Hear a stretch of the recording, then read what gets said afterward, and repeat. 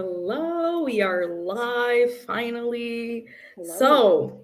Hello everyone. Today we are here to discuss our August books because we are very late. Very, very late. So, we're here to discuss My Pen is the Wing of a Bird, which was our August book for the 20 something book club, and also our nonfiction buddies book club pick for July and August. Am I Yes. right? I think so. Okay. Yes. Beautiful country. And yeah, I honestly, before going into this live show, I was like, why did we pick such sad books for August? So Like, what depressing. the hell happened? Yeah. Yeah. Like, these were the most depressing picks I think we've had all year. And like, August for me is just like summer and it's nice and warm. And like, why are we picking such depressing books? I don't know. I honestly don't know. It really did hurt. But it really did hurt. I was not expecting it. But which one do you want to start with? Do you want to start with Beautiful Country? Yeah, sure. Yep. So, what did we think of this book? Um, well, first I'm gonna say that like right as I was opening up my laptop, I knocked over my full can of Coke and it spilled all over the place and then I had to like quickly clean it up. Okay, I was gonna ask you if it was still on the floor. No, but it That just would be like a funny, little bit but dripped onto my foot and I was like, oh, okay. okay. Um, so it's pure chaos. But this book, um, it's short. Like I think it's Mhm. under 300 pages if I remember correct. Oh, it's just 300 pages. Okay, And it's mine is a little bit less. It's 270. oh Yeah. wow. Yeah. Is it translated or in English? Translated? What do you mean? It's in English, yeah. Okay. Was this not written in English? I think it was, right? Yeah, I was just wondering why it's a different page count, but it's probably because Yeah, this I is think, a yeah, hardcover. it's probably the font and also the book size. I think yours is a bit bigger. I Yeah. don't know. Um, but Probably so that. it's a tiny book, but it took me like 2 weeks to read it because it was like so sad and so intense. Yeah. Um, and I think it's one of the more intense nonfiction books that you could read about like immigration and growing up Hmm. undocumented in the U.S. Um, Hmm. like it packed so much into it in a Yeah. very short amount of pages. So like it's hard to like you don't want to say like oh I loved this book or I really enjoyed it because it's like the content is really serious and not like enjoyable, but I thought it was a Hmm. really good solid read. Yeah. I also, it's the same thing. I am not going to say I loved it, but it took me a really long time to read this book. Yeah. Maybe like more than two, actually, no, maybe 2 weeks. Because it was just so dense and the chapters were short, but it was just sometimes I just needed like a breather after reading a chapter because it was just a lot. And something that I don't know if you knew about this book, but I wasn't expecting this book to just be about her childhood, like basically, because I really thought that she was still, well, she lived her whole basically life in America. But then at the end of the book, we know that she ended up moving to Canada. So I thought that that was interesting because this is basically just recounting maybe 4 years of her life. I honestly didn't keep track, but it was just such a short period of time, and she remembered so much of her life that back then because it was just so impactful in her life, I Yeah. guess. Yeah. Um, and yeah, I really wasn't expecting that. I thought it was just about her moving to the US and then just her whole life after that, but it was just a shorter period of time. But yeah, I thought that was interesting. I was surprised by that too because like you said I thought it would be like either just a larger span of time that we Hmm. covered. Yeah. But I also wasn't expecting like the 4 years, if that's what it is, that we cover in the book to be like so traumatizing and like every Oh, yeah. chapter is something like really dark and heavy that she's going through or Yeah. witnessing. Um, So like to me it makes sense if like she kind of like summarized leaving China and then coming to the US. Mm-hmm. And then so it was like the first chapter you were just like on the flight with her, and then you land in New York, and then the very end is like her going to Canada. And you don't really see what happens. And I thought that was an interesting choice, but it's like Mm-hmm. obviously it's her choice, and that's probably for her own reason the best way to put it. Mm-hmm. But I thought that was really interesting too, because I wasn't expecting that. Yeah, I also wasn't expecting because like it makes it seem like she obviously in the book she talks a lot about her life in China and how good she had it with her family and they had a good life. And even before the live show I was rereading that part where she's talking about her like I guess malnourishment that she had in the US, and in China she didn't have that.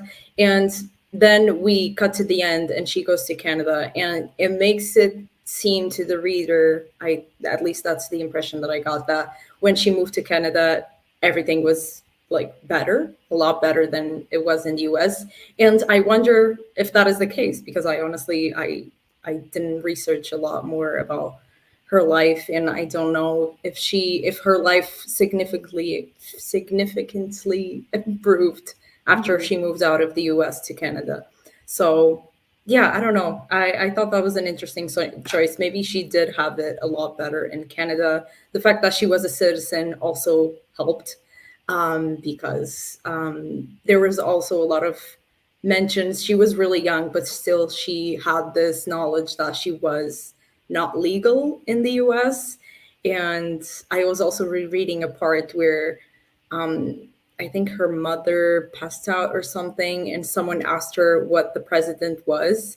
And she was like, oh, maybe this is something that they ask to know if you are legal or not in the country. So I need to take a mental note of that and always know the current president of the US to kind of answer that and prove that I'm legal. And she was so young, like how I can't imagine myself like having this age and having this consciousness of like I'm not supposed to be here. And also like Um that pressure that like if you do something wrong or say something incorrectly or just simply don't know something, you can be responsible for your whole family going back. yeah. Which is like her I tabbed a lot of pages where like her dad planted that idea in her head of being like, Mhm. if we get sent back to China, it's because of you. Mhm. So there was also like a lot of parental abuse going on too. That's like that made it a lot more heartbreaking. And um what's interesting or like significant to me is like the ending where they flee to Canada basically, and they're not really fleeing from the US, they're more so fleeing from her dad. Like her and her mom are leaving at like Yeah. in the middle of the night or something to escape him. And so because her mom True. wanted like I think in Canada they had a program for undocumented citizens, so if you could get Mhm. over there they would give you resources and help you out. So and like obviously the mom wanted to do that, but the dad was like, no, we have to stay. And it's just, oh my god, it's just so because then Yeah, her dad was just, oh god. yeah, A lot of things are wrong. That he did like throughout the book. The whole part with the cat, I yeah, just couldn't handle. No, I was no. terrified the whole time. I was terrified the whole time as well. I was really thinking that he was gonna kill the cat. Yeah, And I was like, I can't read this. Like I can't do this right now. But thankfully that didn't happen, but also the outcome wasn't the best, I guess. yeah, and it to me like I think it's I as a former little girl, um I think about like one of the ways an adult could have hurt me the most as a child, and like giving you a pet and then like not letting or like take like abandoning that pet in front of you um is probably one of the deepest wounds that like a little girl could have, or Yeah. at least like because oh my gosh, it felt like that pet was like the cat was like the only thing in her life that would like just brought pure joy and made her feel like important and valued and Hmm. gave her like a role besides just being like responsible for her parents and trying not to get deported. So that there was just so much to that. It hurt. Yeah, that made this book take so much longer for me because I was like, every chapter I was like, okay, got to make sure nothing happens to the cat. Yeah, true. But when the cat got away, I was like, thankfully, it didn't die. I guess in the circumstances of the house, because Yeah. I was really thinking that the dad was gonna like when the dad. I don't know what happened exactly because I've read this a long time ago, but he was like going after the cat, and the cat was like bleeding. Yeah. No, ma'am. Yeah. No, ma'am. No, that was a lot for me to read. Yeah. And like also, oh my gosh, like not being able to defend someone or something you love from another person you love. Oh God, I just think about like how confusing that is as a child and like trying to make sense of that. Yeah, This book hurt. that cat was basically her like best friend Yeah. because she also didn't like she had one or two friends, but I felt like she talked more about the cat than her friends, so I felt like the cat was really her best friend. Yeah. So yeah, it just hurt on so many levels. I can't. Yeah. I hated that part, but it was like important to read. But it's just like, yeah. Mhm. Yeah. Hi, Olivia. This book tore my heart into a million pieces like no other. Same. Yeah. Absolute same. Because this book was just too sad. Like, why did we read this during the summer? It was just, I'm not going to say it killed my vibe, but like, I really wasn't expecting the book to be this heartbreaking, Yeah. and really hard to read, honestly. Yeah. I tabbed a couple things. Yeah. Go ahead. Because every chapter was just so well written, and it felt like you were living with her through the moment. But do you remember in like the first couple of chapters when the whole thing happened with her going to school, and like her dad was like, "Oh, don't worry, you're not going to go to school this day," and she's like, "Okay, cool," because she like doesn't want to go to school, and then he actually ends up bringing her to school, and she's like, I don't remember that. Is that the first few chapters? First chapter? it's a chapter called here. It's chapter 6. It's native speaker. Oh. I think she wanted to stay home from school, but her dad was like, "Yeah, that's fine. Just come with me to go somewhere."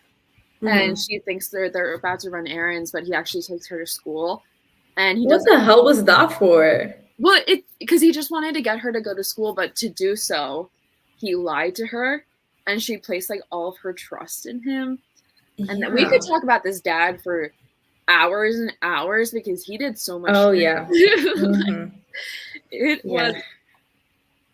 But like, so the chapter opens up with like him just repeatedly breaking her trust, and like the last paragraph is, "The next morning I cried again, but I did not ask to stay home, and I never again believed Baba, not in the same way, not when he told me we were going somewhere fun. Then another month, oh wait, sorry, and certainly not when he told me that everything would be okay." Yeah. So I don't it's just like there are so many moments that she's able to pinpoint where it's like crack permanently changed, you know, like another crack, and then she's permanently changed. It's like her innocence and her naivety and like her ability to believe in people is like getting ripped away. Yeah. Yeah, it's so sad. What was I gonna say? I was gonna say something.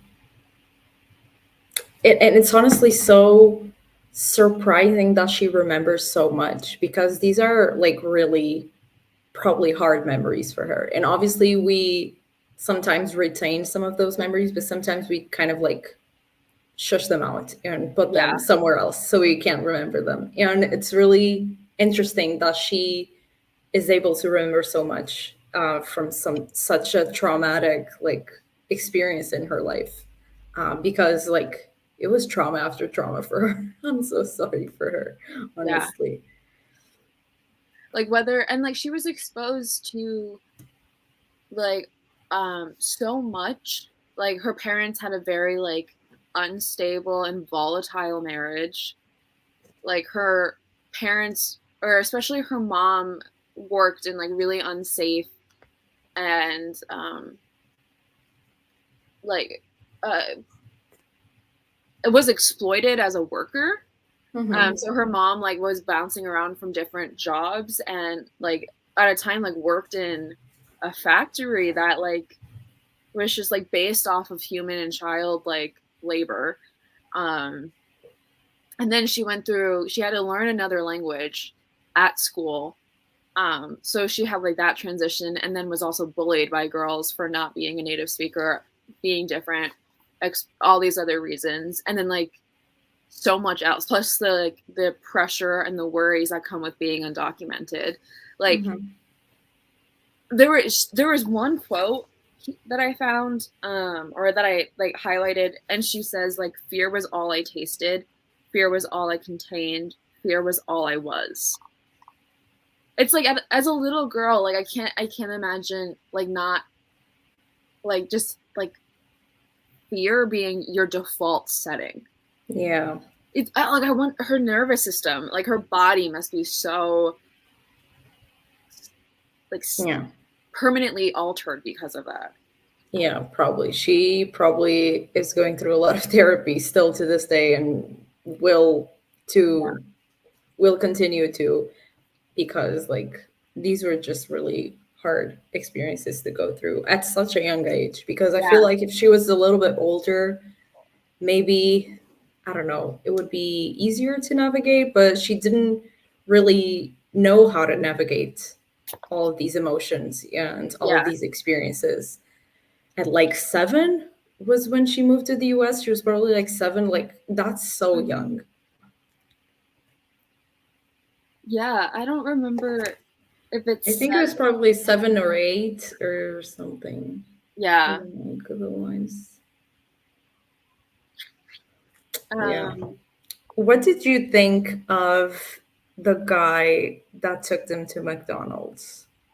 girl.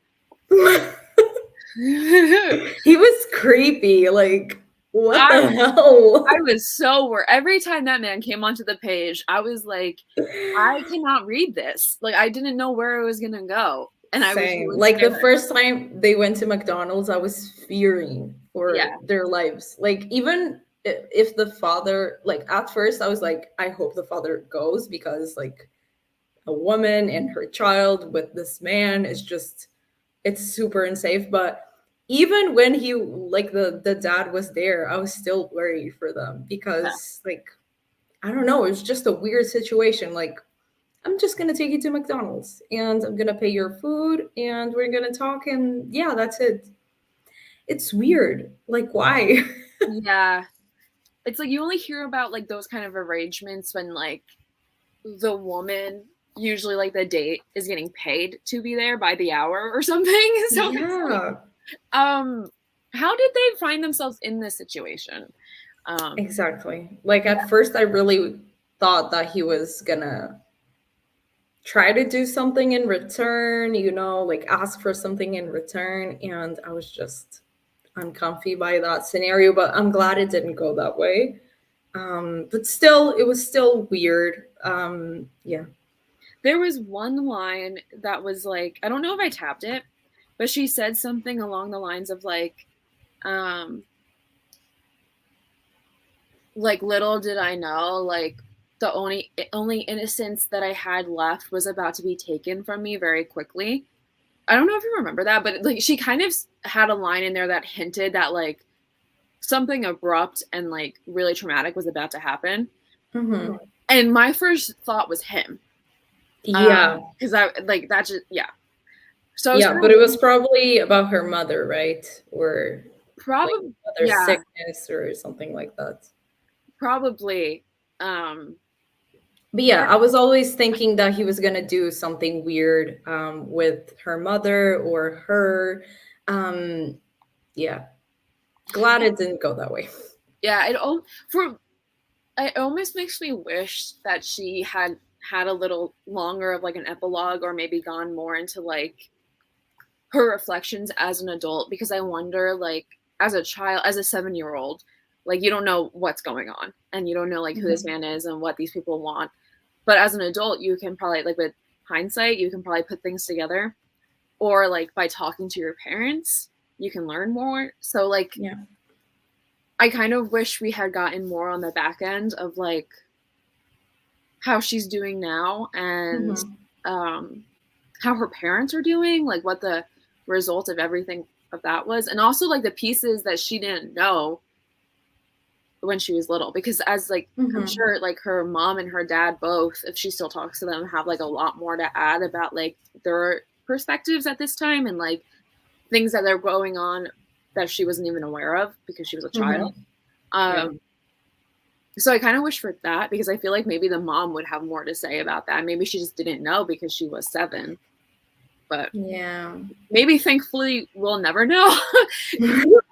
Exactly. Like, that's also something that I thought, because that's what's interesting about this book, is that this book is told through the eyes of a child, Yeah. basically. She went back to her like child self and wrote this book as her child self. And always I think we always pretty much have the reflections of that child at the time. And yeah, that's interesting that you're mentioning that, because I hadn't thought of that. But it would be interesting to have either a chapter at the end, or maybe just like more reflections of her now looking back on all that happened to her. Yeah, Yeah. that would be interesting, because I feel like I do understand the concept of this book being just about those years, but I felt like it ended a bit abruptly Yeah. for me. It was just like, oh, and then we went to Canada, and then my dad followed us, and we stayed there. And it Yeah. was just like, okay, but I want to know more. Now I'm invested. Yeah. But, and like, she went from like, now she went to law school. She's a lawyer now. So it's like, Yeah. I don't want to say, I hate the phrasing of like, you've above so much or whatever, but it's like, she really has accomplished so much and like overcome so much. So like, how? Like, I just, as someone who's like fascinated by that, like, girl, like, tell me everything. I want to like praise you. I want to know the details. I want to like, is it as simple as just like being a really good student and like having the passion because of her experience? Like, what continued to lead her on, Yeah, that's true. Because those are really formative years, the ones that she was in the US. So Yeah. I don't know how someone can like go from that and just like completely pivot to like, I'm gonna become a lawyer, and Well, to being a good student and pursuing her education, I guess. I think now she's a civil rights lawyer. Oh. So like, I think her like profession is a product of her upbringing, or like her biggest motivation, or like a motivation, I don't know. But it's like, I would just, because I feel like it's rare when you see like people with the actual experience that she has, who like get to become lawyers and actually help others that like are in similar positions. So it just be like really interesting to hear her thoughts and like everything she has to say, because it is so full circle, because like she was a child and now she's like a fully sentient adult who like knows so much more than the average person now because of her profession and also her experiences. So like, give me one fat epilogue so I know all the details. Yeah, I need to know everything. Yeah. Please. That's true. And also, I feel like after reading the book, I didn't really look into her story a lot, but I did try to find like more pictures of her at this time. Because the book, I feel like maybe your copy also has that, but it has a picture of them at the end of her and her parents. Does it also have your copy, or Yes. just this photo? Okay. And yeah, I finished the book and I saw this photo and I started looking online for more photos, but I couldn't find a lot of them. And I feel like maybe she's not really online a lot. Yeah. So I don't know if there's more to like to where we can like read more about her story. I don't know. But I will definitely look into it because I am also interested because I learned so much about her a period of her life and I just wanted to know the rest. I Yeah. honestly felt like this book, it was obviously good, but I just wanted to know. I like memoirs and I like biographies, and this is just a short period of time, and I wanted to know her full history, like her Yeah. full story. Even before going to the US, she does have one or two chapters about that. But still, I wanted to know more. I like to know a person's full story. Yeah, and even like the first chapter was about like she just briefly talked about like the cultural revolution that happened in China and like her I think it was her dad's brother who was like murdered right before him and like Oh, yeah. so both of like before she was born like her parents had obviously their own lives and as far as we know her dad had like a really traumatic experience happen so it, like she just I felt like she kind of like gave us a little bit to kind of understand like why they left and then it was just all about like her perspective as a child. Hmm. um so I would have liked to like know more about her parents and maybe like her mom's upbringing too because I really don't remember like that part of it um or like what her mom's history was like. Yeah. I also honestly don't remember. I read this like beginning of August, so it's been Yeah, a couple months. my bad. Oh. No, that's okay. Also, Olivia, we miss you too. You can always come join us. Oh my gosh, yeah. You could have joined us for this one if I had put one and one together. Like No, I it's just like didn't think of it. we always plan the live shows like a day before we do them. So it's just That is true. That is yeah, a fair point. We did plan this 3 days ago, so yeah, maybe we need to do it a little bit more in advance. But yeah. yeah. Um, anyway, I do have some. Wait, I want to say one more thing to Liv. Do it. All of our picks for the rest of the year are selected though. So if you see any books that you want to read and you want to join us for, just Yep. let us know. I mean, I'm Hit us not up. I'm only on Twitter now, but wait, are you on Instagram again? Like, No, are you I'm not. on this anywhere? Okay, so maybe comment on this video if you want to join us because we're not on social media. So We're just hard to um, reach. it's okay. It is almost my bedtime anyway, but I love listening to y'all talk. Aww. Bedtime. Oh my God, what time is it there? Jeez. Oh my God. Wait, no, you're in my time zone, right? You're Yeah. in Ireland or Scotland? Is that I it? think she's in Ireland. Oh my Like God. unless plans changed from the last time I talked to her, she was going to Ireland. Yeah, I remember that because yeah, I haven't been on social media as well, so I haven't been keeping up with Olivia. My God, love y'all. Love the no socials era. Oh my God, yes, we are going through it in a good way. In a good way. Yeah. 9:38. Yeah, that's my time zone. But I have a Oh, presentation and I'm an old woman. Yes, Ireland. Okay, good. Yes, Ireland is in my time zone. cute. Cute. Anyway, I was going to read something. It's one of the first few chapters, and it's the chapter where she's learning English. I think it's called.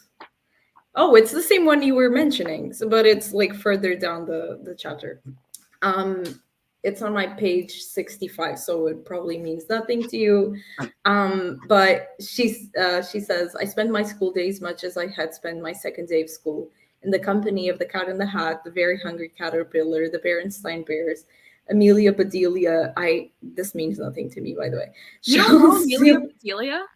No, I only know I know the first three, but Amelia Bedelia and Shel Silverstein, The I Giving don't know. Tree? No.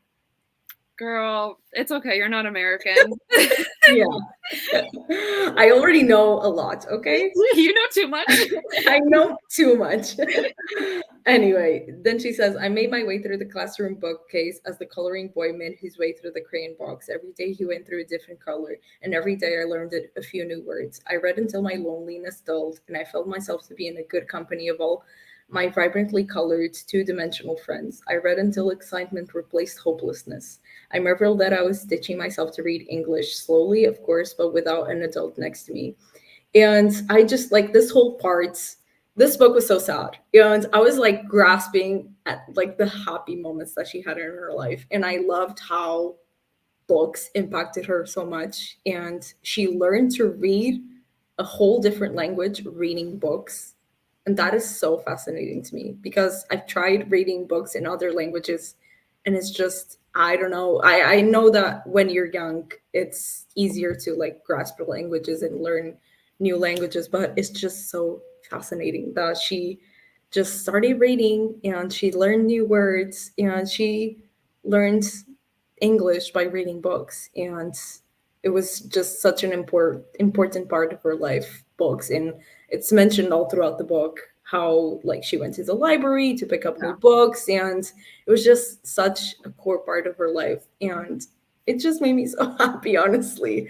It was just like this book was so sad in so many ways, and she had so many traumatic experiences from these years, but I'm glad there was something. Well, there were a lot of things. Also, the cats was another thing that we talked about that she could just like latch onto and like feel better and find hope. Yeah. Um, yeah, it was just yeah And that like, that part maybe it got to me, honestly. yeah, because like the books and being able to read was like her only means of escape. Yeah. So it was like, not only did it like teach her and educate her about what like a child's life should be like, or Hmm. what it could be like if she was documented or things were different. Maybe if she was back in China, this is like what she would have, or if she never left.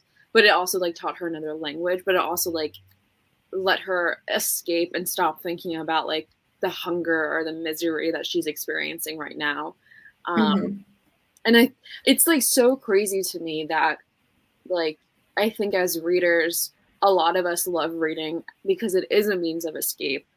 But like there's such a varying degree of like what people are escaping from, but like it doesn't Hmm. matter. Like what you're escaping from, reading can provide that for you. And Hmm. like it doesn't like I love seeing it, like people from all like areas of the world have that experience. Yeah, And it like it is true. it makes me like it just like it's so worrying though, because like the way like the public library system is like going in the US, like and all the ways that books are trying to be banned and all these things that are happening to like attack people's like right to literature and like books and all the other services that libraries provide. Like what if she didn't have a school library, or what if she didn't have like the New York Public Library, or like things could just be so different. And like yeah, so it's just another reason to support your local library. That is true. That is true. I honestly don't go to my library, but also because, like, my excuse is that I basically only read, well, mostly read in English, and Yeah. the English book selection in my libraries is very short and very limited. And Yeah. almost, actually, I have donated a lot of the English books that are there. That's So so I've already funny. read them. Those were my books. So You're um, actually keeping everyone in Portugal reading. true. I am the sole reason for Yeah. that. So yeah, that is my I guess excuse, but I know that honestly in the US there's no excuse to not support your Yeah. library. I do understand the thing of having the books physically. But like from what I hear, from what I see, it feels like your public library system is pretty good, and it has a bunch of options, and they even have sales sometimes, right? Yeah. And it's just like, why go to Barnes and Noble? I Yeah. don't understand. They even have audiobooks, right? Yeah, that's how I get. I would. So Like, oh my before I God. started working for the company I work for now, I had Script, but I also had my library account, and that's how I got some audiobooks. But I was only logged into like New Jersey's like one main branch. Yeah. So I had to wait like months to get access to good books and stuff. So that's why I was paying for Script, and it was worth it. But then my boss was like, "Oh, like you could just like sign up for all of these free libraries across the US. And like you don't need to live there. You don't need a library card, just like make an account." And she sent me all these links. And so like for a solid week I was just like going through and making library accounts across like different state lines. So now I got rid of Script. Now I have access to like 3 different libraries, and I'm just like I have an abundance of audiobooks, and it's just and it saves me $150 a year. Oh my God. It's so great. $150? Yeah, because Scribd was like $12 to $13 a month. What? I'm Yeah. shook. Yeah. Oh my God. Here it's, I think, 9.19. No, it's €9. So it's a bit cheaper. But I honestly share my link with everyone, and I haven't paid for like 2 years. So I'm You're a fine. queen. As you I should. am a queen. I am. I defeated the system, and Yeah. yeah, People I say haven't paid literally. it as a dime, so it's fine. Yeah. But that's great, honestly. Like you don't even have to be in the state of the library. No, for some libraries you don't have to. Like I just made up an address. Okay, that Like, I works. That go works. into the Google Maps and find a street, and I'd be like, "Yep, this is where I live." Oh my God. Yeah. Yeah, but that works, so it's fine. It might be fraud, but like It might be fraud. girls just want to read, right? No, but that's great. That's great that you can use your library for everything. Yeah. And anyway, going back to the book, I loved how every like few chapters she was talking about the books that she was reading and how much they impacted her. Like, for example, the name of her cat, I don't remember right now, but it was based on a book character, for example. And yeah, I just felt like it was her, not only her comfort, but almost like her best friend during those times where the characters, and she just like completely absorbed herself into the worlds to escape her own, which is sad Yeah. at such a young age. But yeah. The only other thing I wanted to say about this book that I thought like that was one of my biggest takeaways was the talk about food, because Yeah, food was I do have that part tapped as well. Yeah, go ahead. So food was like such a struggle for her, and finding like healthy meals was like never an option. And that's just something that I feel like is so misunderstood about the US, and this book like really drove it home. Like I think like the stat is like the number one killer in the US is like heart disease. And also like that's like a very real threat to children and adults. And like a lot of like I read this in The Body Keeps the Score, and that author has like he's not a perfect person, so the data that he's reporting on might also be flawed or have its biases. But according to that book, Americans' greatest threat is like the food we eat, and not like anything else you would think. So it's just, I feel like that's just not talked about enough. But like in this book, that was something she struggled with on a daily basis. And like, especially with the sodium intake that she had, because she just ate so many salty foods, like, but she wasn't eating a lot. But like whenever she could eat, she just stuff and try and eat as much as she could, because she knew she was like going to be eating for like the next couple of days or something, or for like until like the next day she was at school. and then she'd get all bloated, and then it just caused a lot of health issues for her, like trying to navigate as an 8-year-old, like that your body issues in puberty at that time is already rough enough, let alone having like no access to food. So that I thought was just such a key part of this book too, and like how food is just Americans' main killer. Yeah. Honestly, first thing is like the worst food you could get is also the cheapest food you Yeah. could get. So that is also a big part of it. That like people can't be fed well and they can't like be well nourished because they don't have the money to buy the food that is actually good for them. Mm-hmm. And the second thing is, since I'm going to the US, I'm scared. Yeah. I'm so scared. Like, it's just, I know it's going to be very hard to eat well because, like, every person that I know that has gone recently is just like, I was only eating like greasy foods and fatty foods and just like things with a bunch of salt because it's the majority of the options. Even like Yeah. I can also like I can obviously I have a little bit more money to buy better foods, but still though I feel like the options are not the same as the options like unhealthy options, I guess.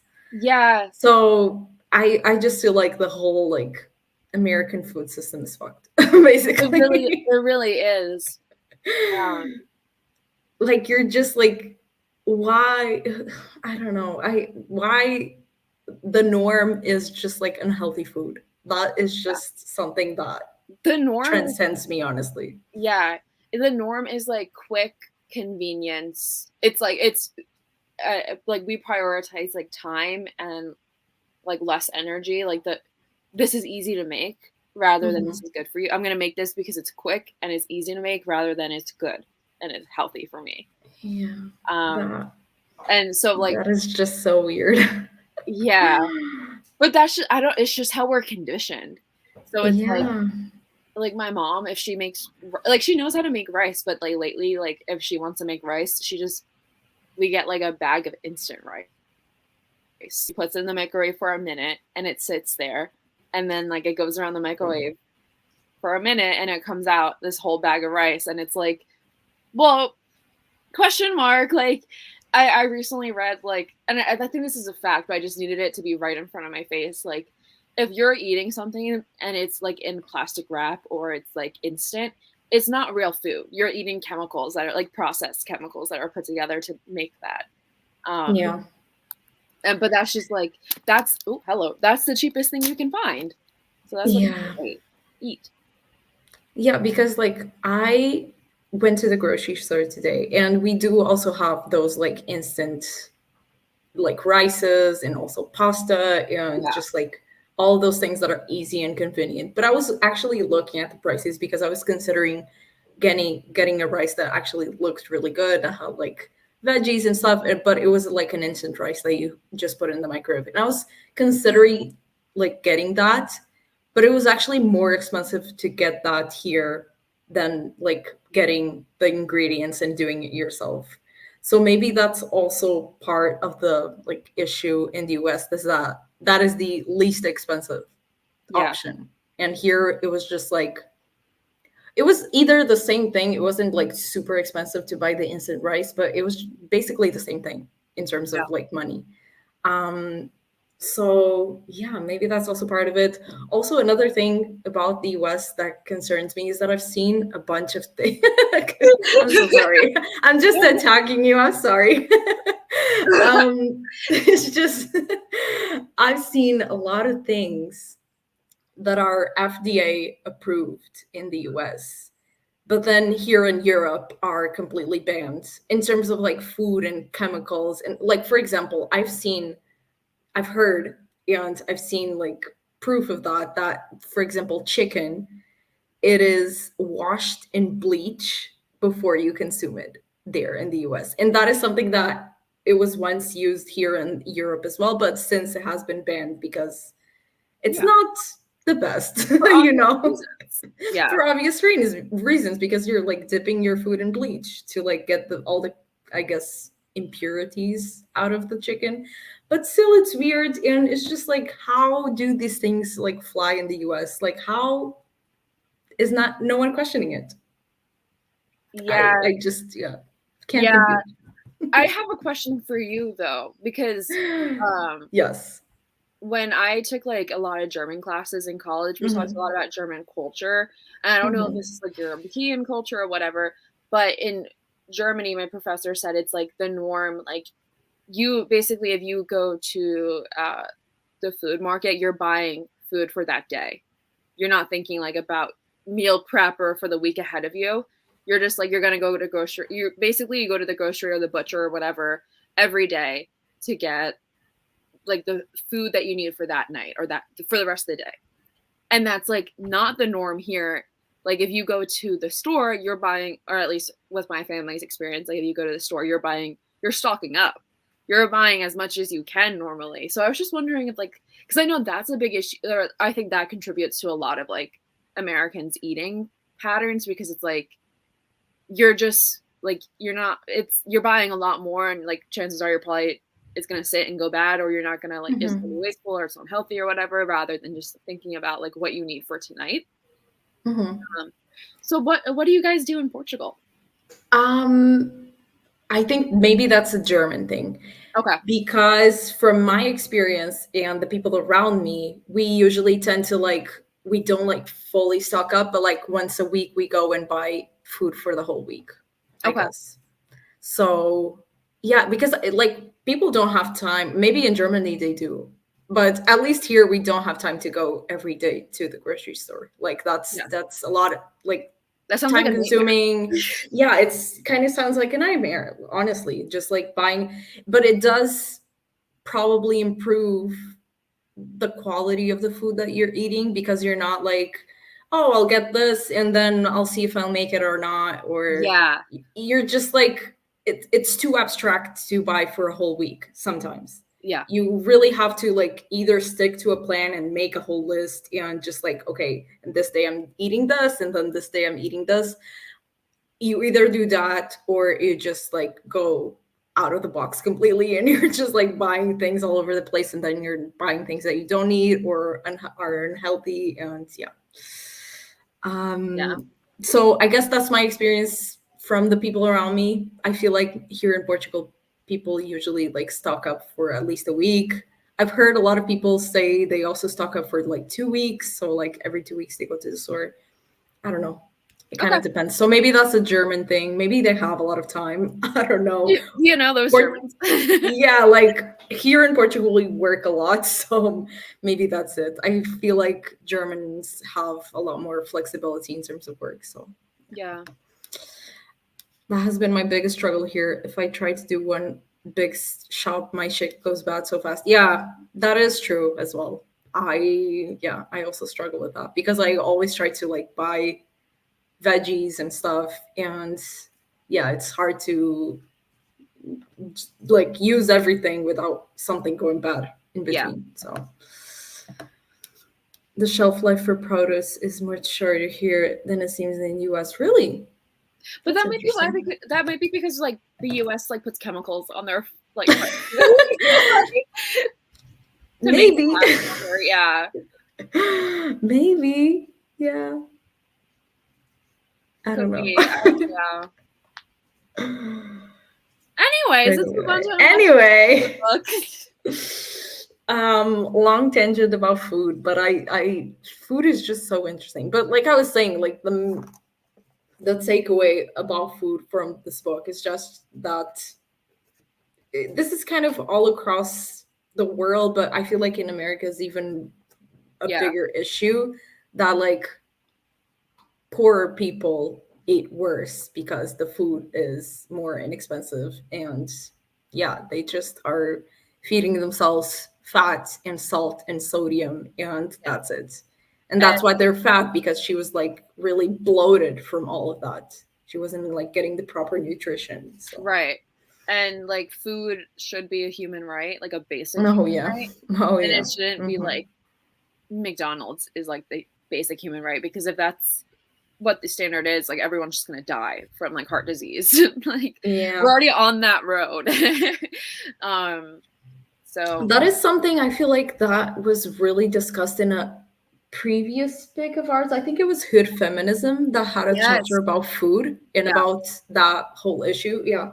because it That, that hood feminism has stuck with me about like how everything's interconnected, and like yeah. that's why I thought that That like book is so good. yeah, and wait, I feel like I sent this to you.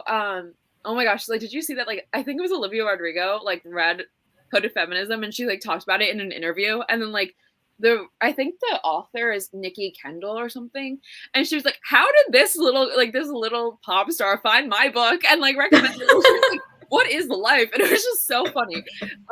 I didn't see that, but I need to see it. Oh my Yeah. god. But yeah, and Amazing. like everything's interconnected and it impacts like different people more disproportionately. Um, so yeah, it's just yeah. Crazy, crazy, crazy world that So we what live was your in. rating for Beautiful Country? I honestly don't think I rated it on Goodreads, so or did I? Let me check. That But is I feel like it's a 4 star. I don't know. Just like nonfiction books is so hard to like rate.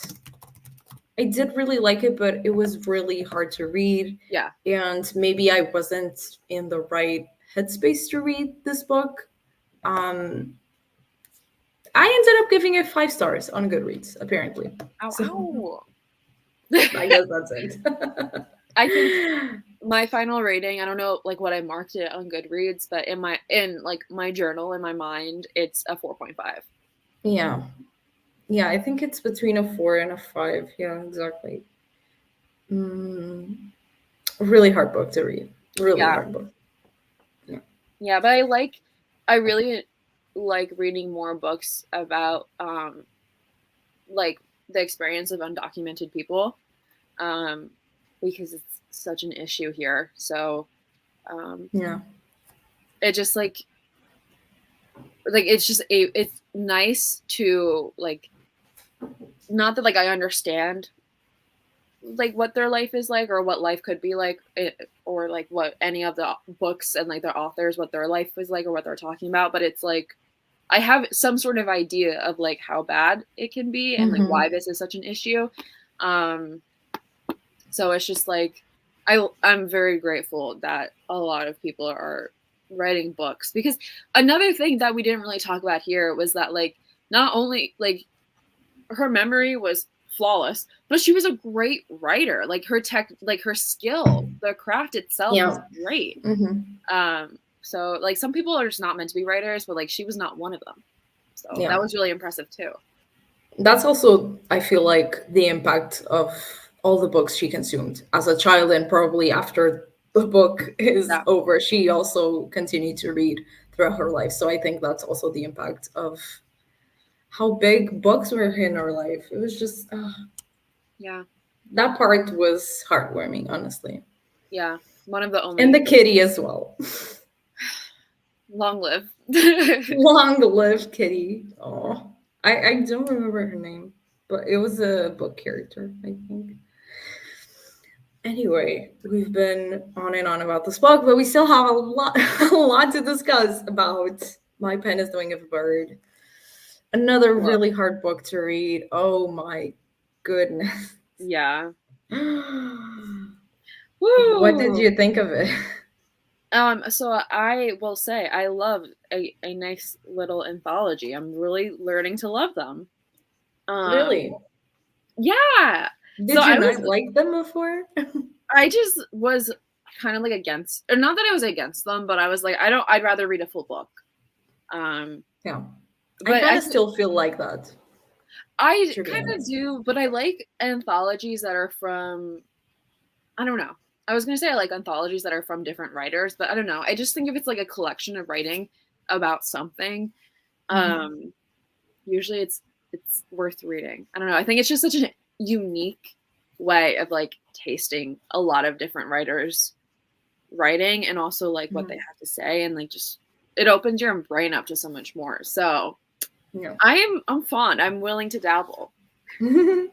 I think for me it depends. I've read some anthologies that were like comparing this anthology, for example, to an anthology, for example, that I've read that was about like love stories, and Yeah. it's just a really different thing, really different type of fiction, because this is, I guess, fiction more with a purpose. And yeah, this is almost nonfiction, to be honest, because Very like close. Yeah. the works are fiction, but they're obviously based on these experiences from these women. So yeah, also a very hard book to read, this one. And I do wish the stories were longer, some of them at least. Yeah.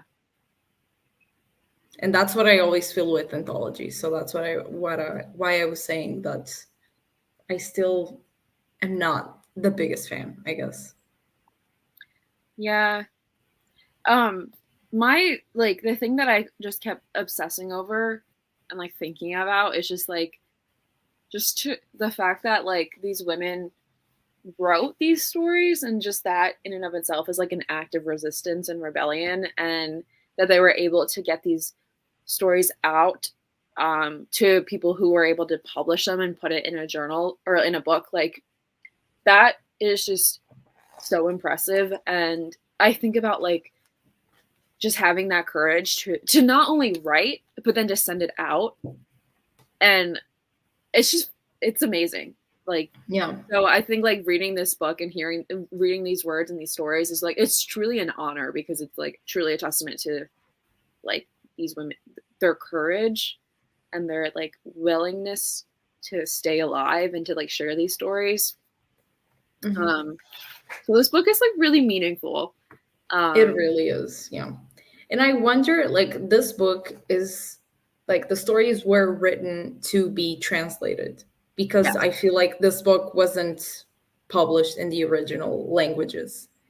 Right. And I think that was an interesting choice, because, like, obviously with translation, a lot of it is lost. A lot of the, I guess, well, not everything. I'm not dismissing translation, but like sometimes a lot of the things from our languages are lost in translation. And so I thought that was an interesting choice of just like publishing only a translated work and not publishing the original words of these women. Yeah, I feel like maybe they could have done like a different version for the Well, original work. yeah, but I think of the like just by doing that, that narrows like the audience of who's going to be reading it. True.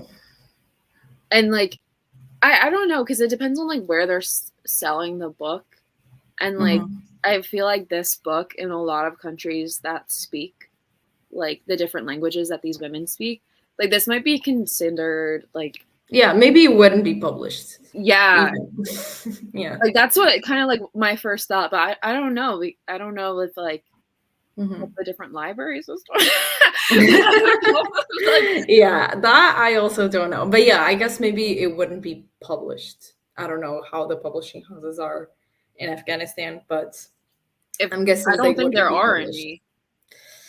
There probably are. At least one, At least maybe. one, but it's like controlled by the By Taliban. the government, yeah. Yeah. Mm-hmm. Yeah. So So not the best place to publish this. yeah, maybe we don't Maybe. want their work.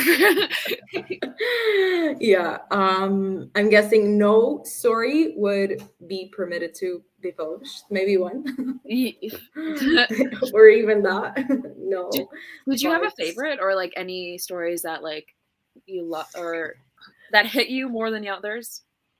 I think my favorite is probably one of the first ones, which is daughter number 8. Yeah, Did you also like that one? that That was one such a hit brutal me start, hard. dude.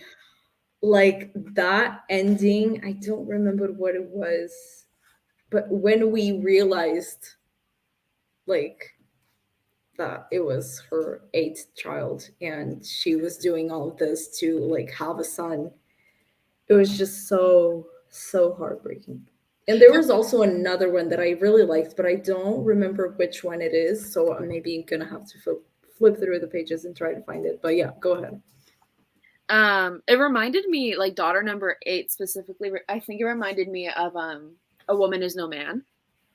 Oh, One yeah. of those perspectives was following a character who I think was impregnated and then like trying, like everyone in her family wanted it to be a boy, yeah, and then it was Mhm. a girl, and then you follow the fallout of that. So that, yeah, daughter, oh god, that was such a brutal story. Yeah. Which one was your favorite? So I also tabbed up a daughter number 8. I also liked The Most Beautiful Lips in the World. And I Don't Have the Flying Wings, which is the story about the trans woman who is home alone. Oh, yeah. And then her dad comes in and finds her. And that, like, I had to read that twice because at first I was like, this is really suggestive. Like, there's so much nuance here. And then, like, it's pretty clear that you're reading from, like, that the main character, at least, is not cisgender. Mm-hmm. And Yeah. then, yeah, and then I was like, oh my god, am I picking up what like they're suggesting? And then it's like, Mm-hmm. oh, this just turned for the absolute worst. um so that was just, I feel like we could reread that story multiple times and just pick it apart because there's so much like goodness to it and so much, um I don't know, the language was beautiful, the writing was beautiful, and then the actual plot of it was heartbreaking. Mm-hmm. um and then my final story that I really liked was Blossom. And that was about, Awesome. Which one is that? um this was about the girl whose friend, I think, who was like one of the best students in her school. I think she was killed in an attack against Afghan schoolgirls. And it's Oh. basically about like the girls' right to education. And Oh. her friend was like a big advocate for going to school and like pushing other girls to like take their education seriously. And then Mm-hmm. that friend ended up dying in an attack that was meant to kill schoolgirls. Mm-hmm. So that one was hard to read too. Mm-hmm. Um, Yeah, I was checking and I also had top the most beautiful lips in the world, the one that you mentioned, because like just reading at the end that the story is a work of fiction, but I'm work of fiction. Oh my god, fiction. What is that? But draws on the real events of August 2019 when a suicide bombing took place at the Dubai City Wedding Hall. That was just like reading that whole story. That first of all, like the story is a bit. I feel like it's not like straight to the point. There's like you see a dress and it's covered in blood and yeah. it's you don't really know what's going on most of the time for the story, and the story is really short, and then at the end it just hits you, oh my god, this was a suicide bombing at a wedding. And I actually had to reread that story after I finished it because at first I really wasn't really understanding what was going on. So yeah, I also topped that one. I think that was probably the other one that I liked the most. And also that one, Blossom, I don't know why I didn't have it because that was also super sad. But honestly, Yeah. they were all super sad. And I liked how no stories were alike. They were all different women and different issues that women face in Afghanistan. And Yeah. that was really interesting because I was like, it can't get any worse than this. And then another story would come, and it was just like, yeah, no, it can get worse. Yeah. Or it's um, like a new horrible scenario has just like unfolded in front of you and you're like, oh my God. Um, yeah. like humanity, like as beautiful as it can be, there are so many ways it can just deprive people of their basic right to exist. And this book definitely showed no shortage of how people like to do that, how men specifically like to do that, how men in power like to do that. I thought another really interesting thing that this is what I love about our book club, even though we're the only ones participating. Love that for us. But it's like the more we read, it stays in our brain, right? And this reminded me of Yellowface, which oh my god, but that's something that happens a lot. It's just like I'm reading a book and I'm like, this is the same thing of this other book that we read like last year or something. Like even with Hood Feminism, when I was mentioning just before, like it's all like all our picks, I don't know how they're all kind of interconnected, because I guess they're all talking about important issues and social issues most of the time. So it does make sense, but like, I'm always thinking not of other books in general, but just of other books in our book club, which is just, oh my God. I know, like it's crazy that like, I don't know, I think we're just lucky because the books this is just the best book club and people don't know about it. I mean, in our unbiased opinions. But I think we excellent books, like whether they're 5-star reads for us or not, I think they're like books that like permanently make us better people and more informed. And this thing this thing that I wanted to talk about. So one of the women who wrote the stories was frustrated by the lack of opportunities to publish, and her quote is on page 245, and I think this is like the author's note or something. The afterword. And her quote is, I have never come across a local publisher willing to publish a book without asking for money from the author. And it's impossible to find a foreign publisher who wants to read books about anything except the war. And it just reminded me of Yellowface, and something that R.F. Kuang talked, or like kind of brought up, is like how authors of color and like authors who come from different backgrounds, especially like war-ridden countries, like they're pigeonholed into only talking about like the trauma that's associated with their experience and nothing else. And it's just interesting how like we keep seeing that come up and come up and come up again, and how like these women in Afghanistan who have so much to write about, like just like the creativity that flows in their brain, let alone the inspiration that comes from like what their life is like, that they're still being held to that same expectation from foreign publishers who like should be like their reprieve of like someone who's like no one else would be willing to take their money, because there's like not any or a lot or any at all in Afghanistan like publishers, if that makes sense, let alone like foreign ones. So like the foreign publishers, they're just like pigeonholed into like this one thing. Give me your war stories, give me your trauma stories. And it's like, obviously we know. But I just thought that was interesting how it's like word for word something that we keep seeing repeated. Because even like this book is full of trauma. It's like, but it's a different type of trauma other than like war trauma. So it's interesting that publishers are like, I know you struggle in other aspects of your life, but like we want to know about the war. That's so bizarre, honestly. Like why? Like especially it like when the issues that like different identities, like different Afghan people would experience throughout the war is something that like you can't just group that all into one. So it's like wouldn't you want as many voices and as many experiences as possible? Try to make sense of it. Same. You can't, and that's because of racism and exactly. Um, I didn't remember this afterward. I don't know where I was when I read this, but I don't remember this.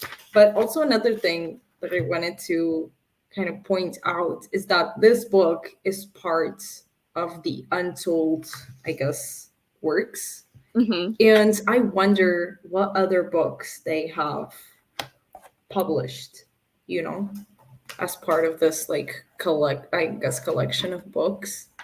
Um because like do the yeah were developed through Untold Right Afghanistan project. Like do they have more projects with other countries? Is it only Afghanistan focused? That's something that I didn't actually research, but I should have, I'm because looking it up right. Oh, amazing.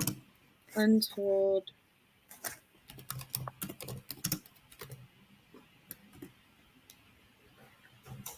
publisher. Oh, Untold Narratives, I found it, is a development program for writers marginalized by community, and it cut off. Right, marginalized by community or conflict. Oh, they have other books. No, Amazing. we're somewhere else. I'm somewhere else because I found a book that was like listed for 99,000 euros and it was about 10. No. This can't be right. Wait, I'll post it in the comments of this video and you can Thank you. also see it. Um, but yeah, they have other publications. Basically, that's what I'm getting at. Oh. Yeah, I think there's a bug. Okay. But yeah, they have other books That's about awesome. Afghanistan. So that's amazing. But I think they should expand to other countries, honestly. Yeah, that would be awesome. Oh, they have a mailing list. They have a mailing list? Yeah. Oh, they do. I'm going to sign up. And next year, if we pick the picks for the book club, every month they'll just be like a different Untold book. That would be amazing. But I don't think they have that many.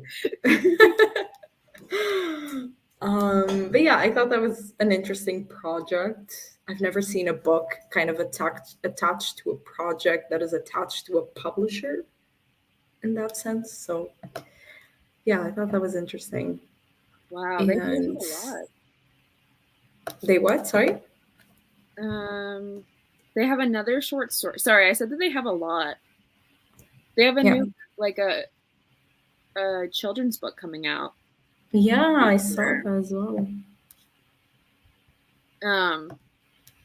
So that's really awesome that they're that we found them and that this was picked, because it's so amazing to me that like this is also like voted on by like whatever random people stumble across our polls on Twitter. And like I had never heard of this before, so it's like just extra special that it like finds its way to us. Yeah, I had the book already before the book club because I had seen someone on Instagram reading it and I took a screenshot and I was like, oh, that seems interesting. And then I just found it in a bookstore and I got it. So yeah, but it was so unexpected because I had never, like, I took a screenshot because I had never seen this book anywhere. Yeah. I just saw that one person reading it. And I think this needs to be like out there. Yeah. Go read it. If you're seeing this, go read it. It's really good book. Really eye-opening, I guess. And also really hard to read, but take your time. I flew through this book because it's just like short stories, so it's really easy to read. But I should have taken more time with it, honestly. Kind of like let the story sit with me, then move on to the next one. Yeah, I didn't want to burn myself out because it's intense. So I do like a couple of stories a day. But I recently read, I think this was Invisible Women, and it's a nonfiction book about data bias. I've heard about that one. Yeah. It's really good. I think this is where I heard it from, but it like in the same afterword, in this one, she talked about the Lucy, who I guess is like the publisher of this or something, or the editor, was talking about how one of the writers, one of the women, she wouldn't submit her stories. It was actually her sister who submitted it on her behalf without her sister, without her knowing, because the writer didn't think her work was good enough and she had never published before. So she was like, she just had imposter syndrome. And in Invisible Women, they talked, the author talks about how in a computer, like girls, like little girls, are taught from a young age that it's worse to try something and make a mistake than to not try at all. No. It's worse to not try at all. Wait, I don't know if I'm saying that right. But basically, like, she talked about how, like, in this one computer class that, like, scientists, like, conducted, they would go over to little boys, and the little boys always had something on their computer screen if they were, like, trying to code something. And they would be like, this is where I keep getting into this issue. This is where I'm having a problem. And the teachers would go over and help them. But then with the little girls, that they found that they kept going over, and the little girls would have blank screens, and there would be nothing on the screen to show that they were doing any work. But they were finding it's best to not try than to fail. Yeah, exactly. Okay. And so then when they would, like, go into the history of the computers, they found that the little girls, it's not that they were, like, not attempting at all. It's just that when the teacher came over, they would delete everything so that no one could see their mistakes. And it's so interesting to me how, like, that same concept is, like, conditioned to little girls across the world. And it's like that same imposter syndrome and, like, being taught that you're not good enough no matter where you are. And thank God that sister was like, no, you're good enough, because we are the better people for having read that woman's stories, or that one story by her. And, like, just think about how many women in Afghanistan, or how many people in Afghanistan were writing stories about their experiences, but like either having imposter syndrome about sending it out to different people who could publish it, or just never getting the chance to send it out.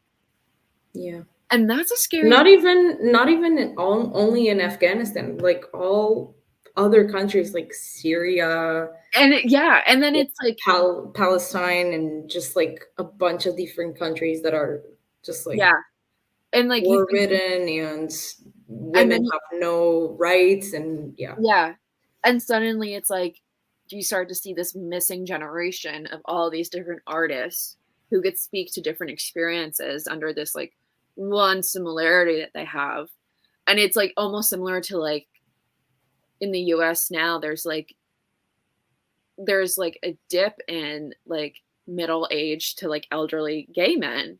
And it's because of AIDS. It's because the very few men survived it, which we will be talking about in My Government Means to Kill Me. Oh my God, yes. Yes. Yeah, it's just like, oh, yeah. So that was, when I saw that, I was like, oh my God. I don't know. I just,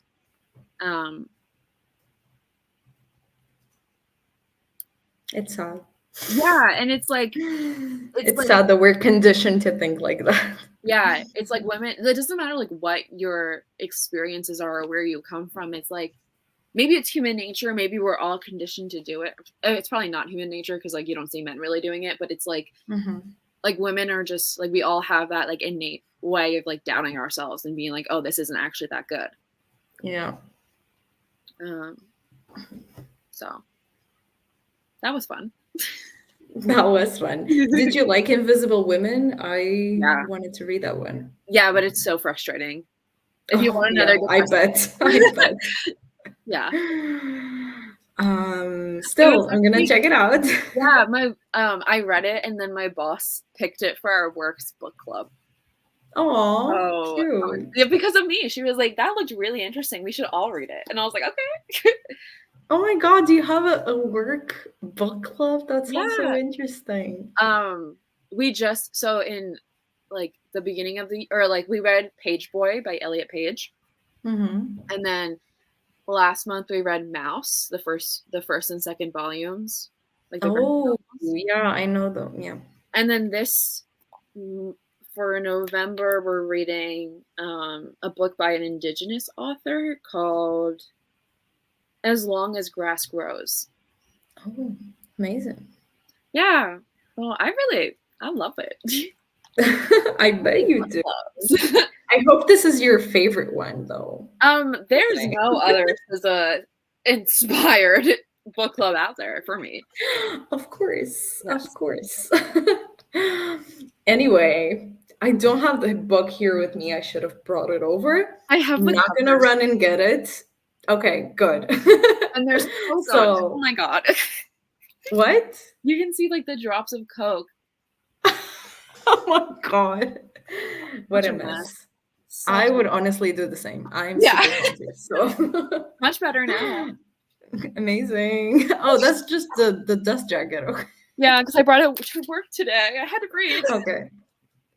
But yeah, anyway, thank you for watching, you guys. On our next live show, we're gonna be reading My Government Means to Kill Me, which Casey is holding up right now. Thank you. And then And oh my god, yeah.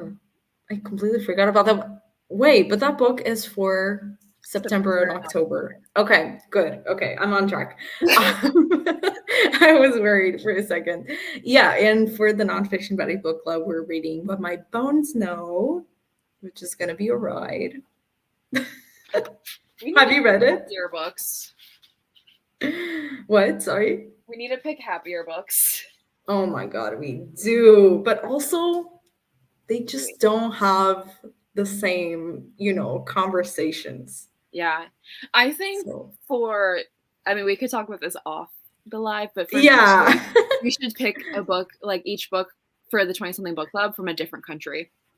Ooh, that sounds interesting. Right? We could definitely do that. Anyway, thank you guys so much for watching. And we'll see you on our next live show. Bye. Bye.